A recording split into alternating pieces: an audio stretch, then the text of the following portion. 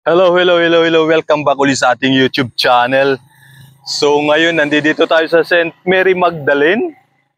So syempre, pabahay pa rin to ng gobyerno. Yung mga nakikita nyo sa likuran natin, may nag-request po sa atin na kung pwedeng mag-update tayo sa may St. Mary Magdalene, kung ano na yung update. So may nangyari na naman dito sa St. Mary Magdalene. Medyo positive yung nakikita ko na may kukwento ko sa inyo sa update natin ngayon. So shout out kay Sir Romeo Rodriguez, no? Kung di ako nagkakamali, nag-request ko siya na kung pwede mag-update naman tayo dito sa may St. Mary Magdalene. At ngayon, nandito tayo sa may St. Mary Magdalene. At kung nakikita ninyo, siyempre may tambak ng basura. At yung challenge dyan, yung kakaiba dyan, may nakalagay na yan na bawal magtapon ng basura. Pero sa tapat niyan, makikita nyo tambak ng basura. Ibang klase, no? Bakit kaya? Ano sa palagay ninyo? Bakit ganun yung senaryo niyan? So yun, okay. Ilipat natin yung camera natin para mas makita ninyo kung ano na yung development, kung meron bang development dito sa mga pabahay ng gobyerno dito sa Naik, Cavite. Ito sa St. Mary Magdalene. Wala tayo sa Parkson, okay? So, ilipat na natin yung camera natin. So ito dito, nilinis na sa may, aywan ko kung dam site ito rito eh. Pero makikita nyo nakalagay, bawal magtapon ng basura. Pero nakikita nyo tambak ang basura. Ibang klase. So ayan, makikita ninyo dito sa may lugar na to, block 125 tsaka 24, nilinis na nila. Pero yung mga taong narilocate na dito, ginagawa na nila itong basurahang itong mga bakanting bahay, itong wala pang mga tao. Kung makikita ninyo, so nilinis na nila at makikita nyo yung basura. Nilinis na yan, tinanggal na yan. Pero, ewan ko ba? So ayan So ito na makikita nyo, tinanggal na yung mga damo. Sinindihan nila, sinunog.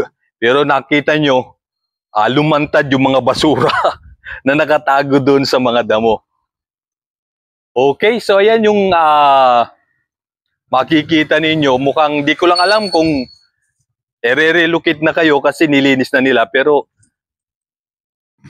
dahil nga nasira na rin yung mga bahay, no? Yung mga bintana, yung pinto, yung kwarto, nasira na rin. So, hindi lang natin alam kung may relocate na rin kayo, no? Pero sana, pasukin natin itong isa. Ito, medyo matino-tino pa.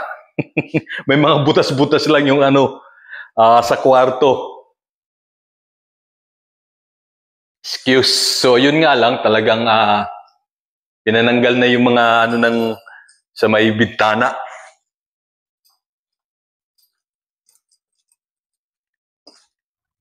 So, ayun So, mukhang may positive naman na nangyayari dito. Yung positive, nilinis na nila yung lugar, pero ilang block lang siguro ito. Katulad dito, block 124 and 25. So, tinanggal na nila yung mga damo. Lipat tayo doon sa kabila. Dito tayo daan.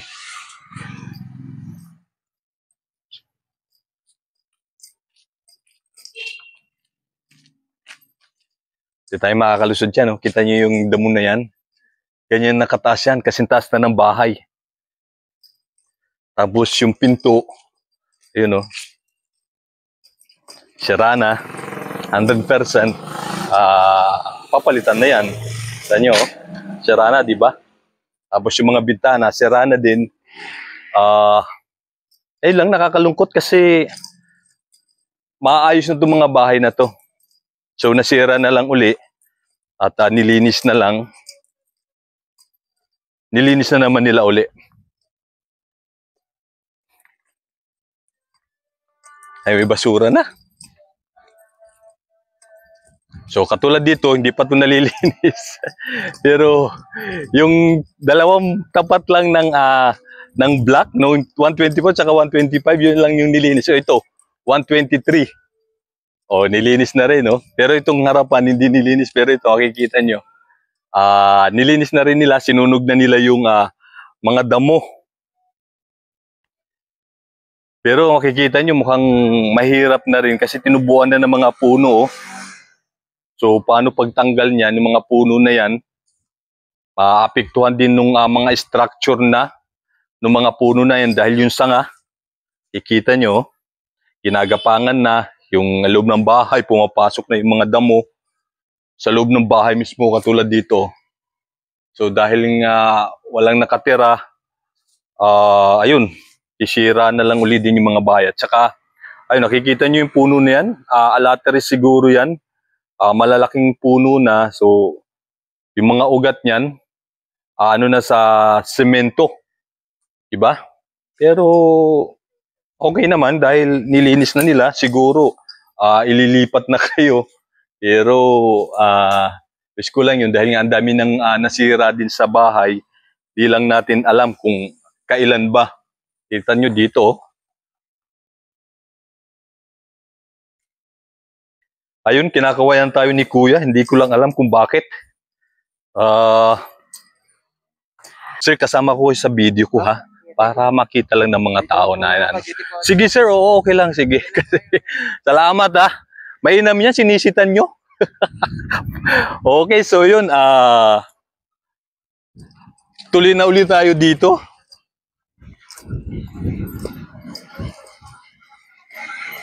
So ayan na nga, nililinis na nila yung sa block 123 tsaka 24, 25 at nakikita ninyo. At yun din, tinawag tayo ni Sir Guard. Akala ko bawal na mag-video sa pabahay ng gobyerno na naipakikita natin sa taong bayan yung possible na malilipatan nila. Okay, so yun.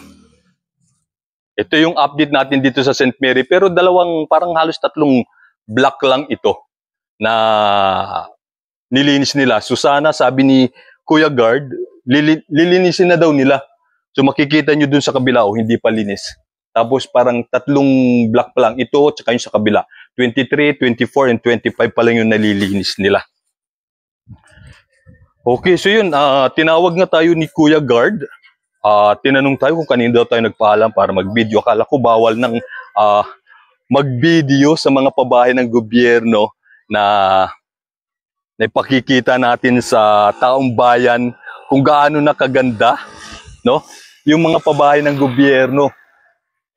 Nasa ganun ma-inspire yung mga kababayan natin. Akala ko talagang yung property ng gobyerno, hindi na natin pwedeng tawag dito, maging content at bawal na. So buti naman, so far so good naman yung ni Kuya. Nagtanong lang siya kung ano naman na dahil yun naman po yung trabaho niya. So pinatuloy pa rin niya tayo. Ayun na nga, balik tayo dun sa natin. So 24, 25, tapos kikita nyo dito yung katapat lang ha. So yung katapat ito. Dito nililinis na. Pero sabi ni Kuya Guard, maglilinis na nga daw nga sila. So yung katapat niyan, katulad dito, so nakikita nyo, parang ang hirap ng dumaan dyan, pumasok kasi baka mamaya may ahas na no? Baka may mahirap na kung nakikita ninyo. So ayun na nga daw yung isa natin. Tapos dito sa kabila din, lakad tayo dito, pero yung harap, nilinis na yung parang pathway, no? Nung sa ng bahay, pero yung sa harap madamo pa rin siya. Siguro sabi naman ni Kuya Guard, ililinisin naman daw na lahat itong lugar na to at naglilinis na nga daw sila. At ayun, katulad din dito, so madadamo pa talaga. Ito yung update natin. Tapos siyempre itong lugar na to, dito nyo makikita yung mga naglalatag ng hapon. Ang oras ngayon, 2:00 ng hapon. Kaya may mga pangilan-ngilan na tawag dito, naglalatag na nung mga paninda nila. So 2:00 ng hapon tayo nagbablog dito. Shoutout kila ate doon. Ayun o. Pero 26 din pala nililinis na. So ayun o. Ayun, nililinis na. At nililinis na halos pala lahat o. Ito rin sa kabila o. Ilipat natin yung video.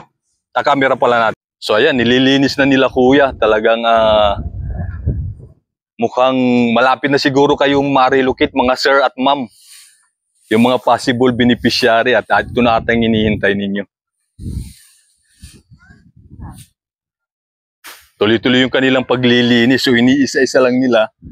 At itong katapat, 114 at saka 126, nilinis na yun, no? Oh, lapitan natin dito sa kabila.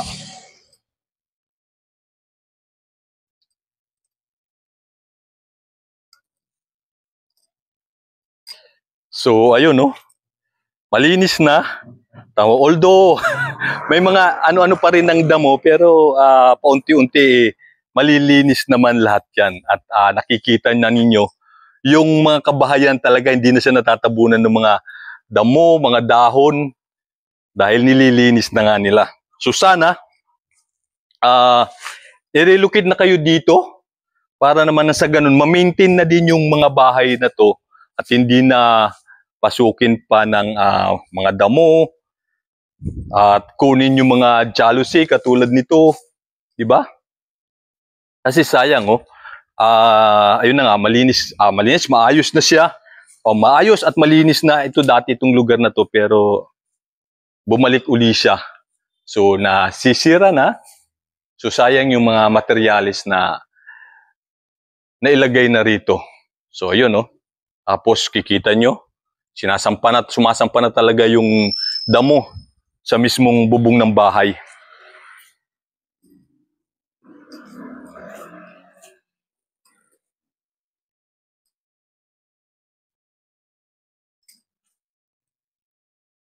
So, ayan, no? Shout out kay Kuya. Nililinis na nila. At syempre, dahil pahapon na, 2:00 na ng hapon, ayan, naglalatag na sila ng kanilang paninda. Medyo umaaraw at kumukulimlim. So ito dito na rin, no, sa may 126. So, nilinis na rin nila yung mga damo. Inano na rin nila. Okay, maganda, magaling. Ayos. 126 dito sa kabila. At